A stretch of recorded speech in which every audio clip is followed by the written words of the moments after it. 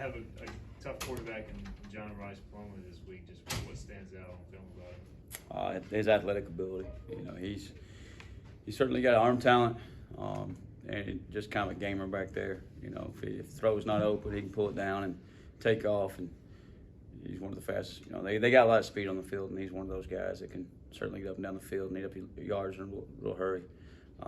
So you get your hands full with him. He's the reason he started out at Ole Miss as a quarterback and transition receiver, and then just as a baseball player, two-sport athlete there. And he's a very good player, and we got to keep him back there and keep him in the pocket and see if we can get to him before he takes off scrambling, before he gets ready to the football back there. You guys did a good job containing Hennigan from scrambling last week. Can you take anything that you did last week to apply that to Plumlee this week? We talked last week about extra effort plays, and I think that's the same plan to win this week is extra effort plays. And I thought Chandre Mims is one of those guys that had a few extra effort plays.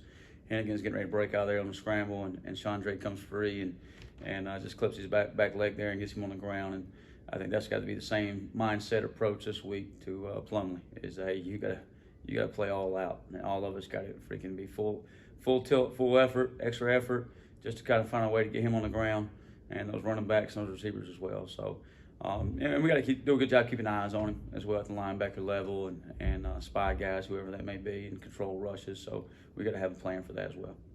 You played 4 overtimes on Saturday, so defensive players naturally saw a lot of extra snaps. How do you kind of balance preparing for UCF like you would if you hadn't played overtime, but also making sure they get sufficient recovery? Yeah, I think we were right at 60 snaps right before the last drive of the game. In overtime, we ended up like 79 snaps, so it's about 19 extra there. But you really don't look at like, hey, we got to take a few snaps off this week. Practice-wise, you got to get back to work. All that matters this week is UCF. The 4 overtime games, we can gain a lot of experiences from that and a lot of confidence from that, and do some good things in overtime, and you can take that forward. But really, it's back to UCF and working just as hard this Tuesday as we did last Tuesday, as hard to start this Wednesday as we did last Wednesday, to go be successful this week and get a big win. How happy were you with the execution in overtime, especially on the 2-point conversions? Yeah, I know you're gonna work on that a little. Really happy on the last one. I thought the one that's probably you're holding your breath a little bit when we didn't convert, and they scored, and then they got a chance to go win it right there. And I think Chad made a huge play. And really we're in a pass call because most 2-point plays, you're looking for just quick man beaters or bunch routes and those type of things, and somebody slip free because all it needs is 3 yards and stick it in there to him. So that's what you're playing for down there. And he made a heck of a play and got to stop and push it to another overtime. And eventually, like, you're going to find a way to execute and make a play, and our guys did, and it was nice to see because we do spend a lot of time on that, and that's the red zone defense we talked about several times this year. 2-point plays are part of that. We spent a lot of time, not only versus whoever we're going against, UCF this week, but also against ourselves, just because there's some carryover there. So just really proud of the guys and the execution down the stretch there. These next 4 games are against cream of the crop teams. Yeah, the Big 12. Yeah, I don't think that's any secret. How big is this game against UCF in establishing a lot of confidence when you guys have kind of a gauntlet to go through next month? Yeah, and you don't look ahead to the other, I'm gonna call them the Big 12 teams, but you don't look ahead to those guys. You just worry about UCF and worry about what's in front of you. I just want the linebackers on the field, get ready to go win the biggest game in Pirate football history in the American Conference. And I don't know, Steve, you guys may have a different one, but it may be the biggest American Conference win that we've won in Dowdy-Ficklin Stadium, so, or at least one of them. So we got to focus on UCF, all eyes on them, executing and playing with great effort this Saturday, and then we'll worry about those other guys later on. But you certainly got a gauntlet coming up. If you look ahead at it and you look like where they're supposed to be and where they're going to be at next year. But right now we got to focus on where we are today, where our feet are today, and where we're going to be at Saturday night at 7:30. Y'all played well down there last year. I know it's a much different offense, but they got the score late. Can you use that as a motivation all going in this game, or are you just not worried about that? There's no doubt. I mean, it is they got a few different guys on offense that are back or are new, but it's the same offense and the same play caller. And I think they had 3 points in the first half and 13 before the last drive there at the end of the game. And So you got to use that as some confidence, some things we did well in that game, and some things we didn't do so well in that game, knowing that they'll come back to those where they made a play and where we got to make a play here and there to go secure the win and make sure we come out of there with a win. And they got some really good athletes over there. I mean, the tailbacks, John Bowser, he's the starter. Big kid, 220 pounds. He'll get downhill on you. You got to do a great job tackling him. Johnny Richardson, he's now in 0. You got to know when he's in the game because he can get going in a hurry. I mean, he's the one who caught the screen pass in the second half. They got him in field goal range there. And then 4 out wide.